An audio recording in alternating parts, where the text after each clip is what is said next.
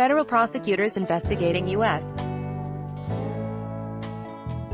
President Donald Trump's longtime personal lawyer Michael Cohen have extracted more than 700 pages of messages sent using encrypted programs like WhatsApp and Signal on phones seized from Cohen, according to a court filing on Friday. The prosecutors also said they had reconstructed 16 pages from the contents of a shredding machine taken during raids on Cohen's home, office and hotel room in April.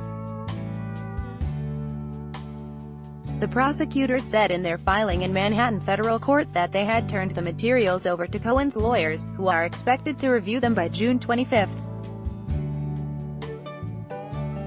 Prosecutors are investigating Cohen for possible crimes related to his business dealings. The probe stems in part from a referral by special counsel Robert Mueller, who is investigating whether there was any coordination between associates of Trump's 2016 campaign and Russia. Trump has repeatedly said there was no collusion, and Russia has denied interference. Cohen has not been criminally charged, but a source familiar with the investigation told Reuters in April that the federal prosecutors are investigating him for possible bank and tax fraud, and for possible campaign law violations connected with a payment to adult film actress Stormy Daniels and matters concerning foreign support of Trump's campaign.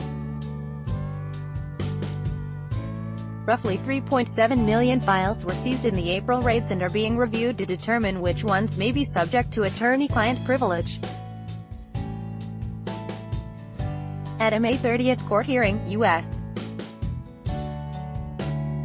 District Judge Kimba Wood gave Cohen's and Trump's lawyers until Friday to finish reviewing the documents they had received from prosecutors.